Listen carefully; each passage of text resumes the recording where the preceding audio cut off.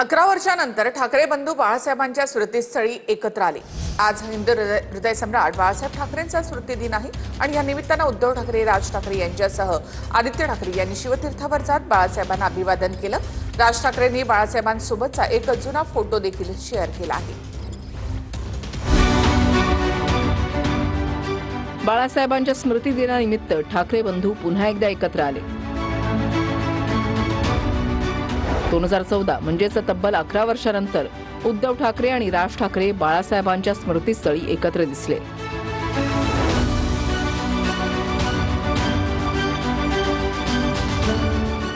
उद्धव ठाकरेंसह रश्मी ठाकरे आणि आदित्य ठाकरे आदी स्मृतीस्थळी आले, बाळासाहेबांना अभिवादन केलं।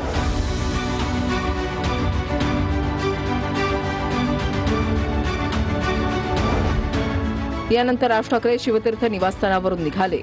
राज ठाकरे स्मृतीस्थळी आल्यावर उद्धव ठाकरे आणि राज ठाकरे दोघांनी बाळासाहेबांना अभिवादन केलं। दोन्ही ठाकरे बंधू काही वेळ स्मृतीस्थळी एकत्र होते। दोघांमध्ये संवाद झाला। रश्मी ठाकरे आणि आदित्य ठाकरेही यावेळेला उपस्थित होते।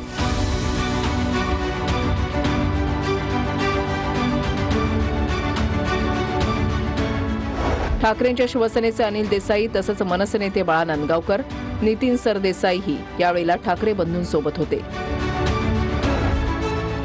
आज बाळासाहेबांसोबतचा एक फोटो शेअर केलाय। देशाच्या इतिहासामध्ये भाषिक अस्मितेच्या जोरावर एक प्रचंड चळवळ निर्माण करून त्यातून एका राजकीय पक्षाला जन्म देणारे बाळासाहेब आणि पुढे जातीय अस्मिता तीव्र होण्याच्या काळात आणि भाजपचा कमंडलवाद फोफावायच्या आधी हिंदू म्हणून अस्मिता जागी करणारे बाळासाहेबच।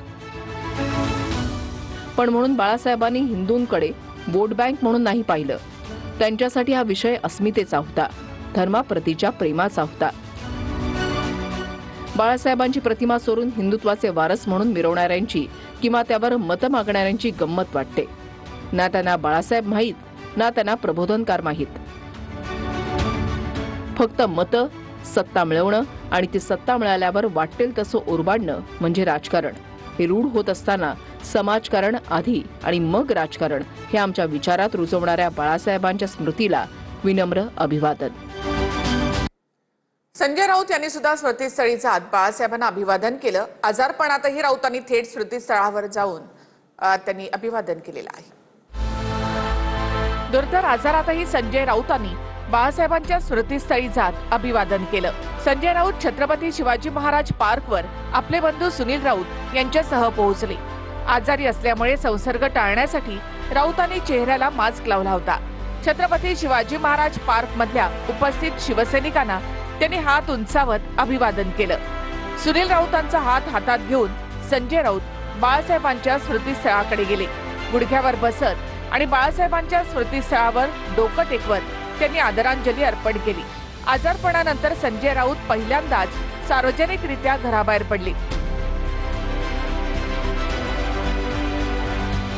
संजय राऊत गेल्या काही दिवसांपासून डॉक्टरांच्या सल्ल्यानं सक्तीची विश्रांती घेत आहेत। डॉक्टरांनी त्यांना सार्वजनिक जीवनापासून काही दिवस दूर राहण्याचा सल्ला दिला होता।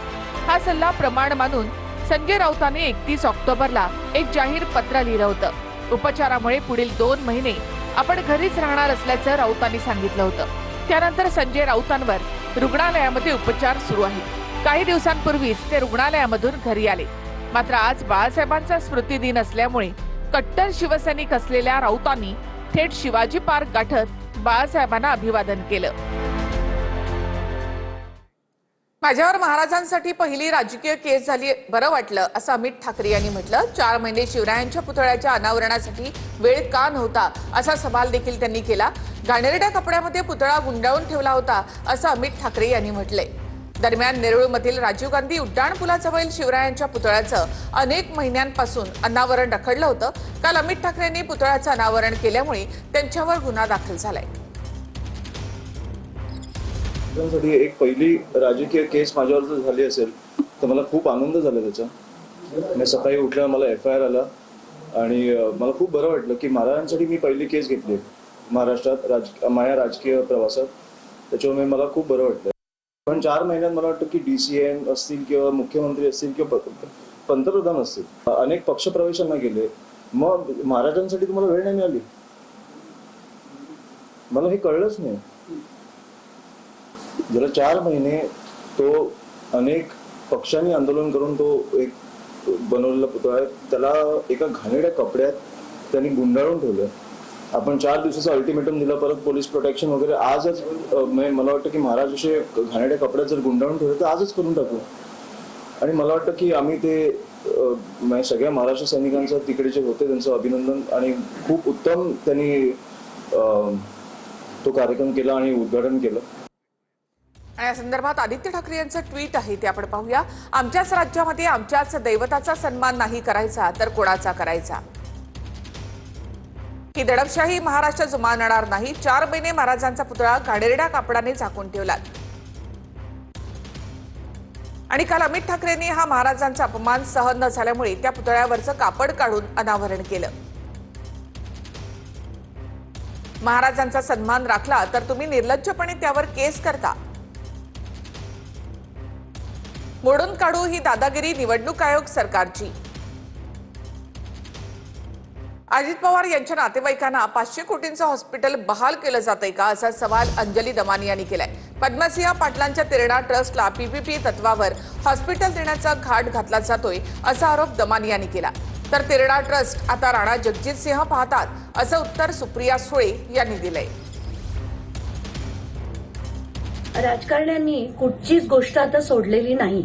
म्हणजे भूखंड ते भूखंड, आता हॉस्पिटल्स म्हणा, स्विमिंग पूल म्हणा, उद्यानं म्हणा, सगळंच त्यांना त्यांच्या घशात घालायचंय. मुंबईच्या गोवंडीमध्ये शताब्दी नावाचं एक हॉस्पिटल आहे, जे बीएमसीनी 500 कोटी रुपये खर्च करून बांधलेलं आहे. ते लोकांसाठी बांधलेलं हॉस्पिटल, त्याचा एक पीपीपी तत्वावर एक नवीन प्रकारे, म्हणजे ते खरंच एक खूप मोठं फ्रॉड आहे.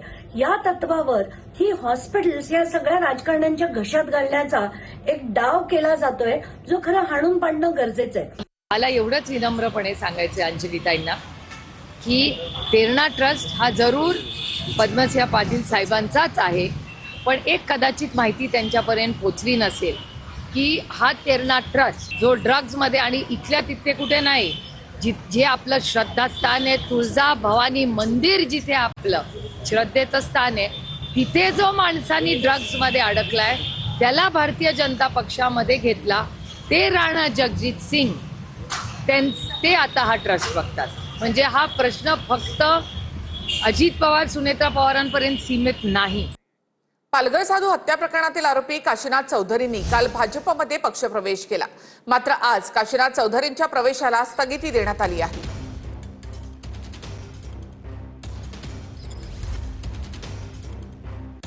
काशीनाथ चौधरींच्या पक्षप्रवेशावर रोहित पवारांनी ट्विट करत टीका केली आहे, पाहूया.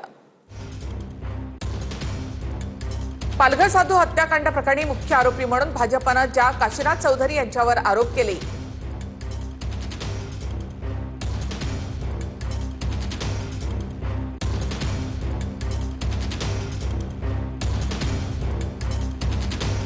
ज्याच्यावर आरोप केले त्यालाच भाजपमध्ये घेतलं, असं रोहित पवारांनी म्हटलं. त्यांनाच वॉशिंग मशीनमध्ये घालून भाजपने पक्षामध्ये घेतलं, मग पालघर हत्याकांडामागे भाजपच होतं असं म्हणायचं का, असं ट्विट रोहित पवारांनी केलंय. हेच भाजपचं ढोंगी आणि बेगडी हिंदुत्व आहे. राजकारणासाठी भाजप कोणत्याही थराला जाते हे अनेकदा सिद्ध झालंय.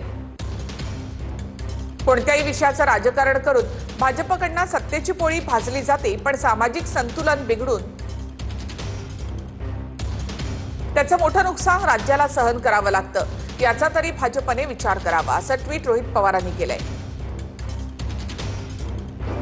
पहिली गोष्ट तर हा जो काही निर्णय या ठिकाणी झालेला आहे तो लोकल स्तरावर घेतलेला आहे, पण तरीही मी माहिती घेतली, मलाही ज्यावेळेस तो निर्णय समजला, एकतर हे जे आरोप लावत आहेत, कालपर्यंत त्यांच्यासोबत होते तर त्यांनी आरोप लावले नाहीत, तोपर्यंत ते चांगले होते. आज आमच्याकडे आले तर ते वाईट झाले. पण आपल्याला माहिती आहे की याचं पूर्ण इन्व्हेस्टिगेशन झालेलं आहे आणि इन्व्हेस्टिगेशनमध्ये काय काय समोर आलेलं आहे ते देखील आपण बघितलेलं आहे. त्यामुळे मला स्थानिक लोकांनी सांगितलं की त्या सगळ्या गोष्टींचा त्या ठिकाणी आम्ही इन्फॉर्मेशन घेऊन त्याची माहिती घेऊनच हा निर्णय घेतलेला आहे. तर बिबट्यांची नसबंदी करण्यासाठी केंद्र सरकारची परवानगी हवी असं गणेश नाईक यांनी म्हटलंय. सुरुवातीला जुन्नर तालुक्यामध्ये बिबट्यांची नसबंदी केली जाणार आहे असं गणेश नाईकांनी म्हटलं. राज्यभरामध्ये नसबंदी करण्यासाठी केंद्राकडे परवानगी मागितलेली आहे असं देखील नाईकांनी म्हटलं आहे.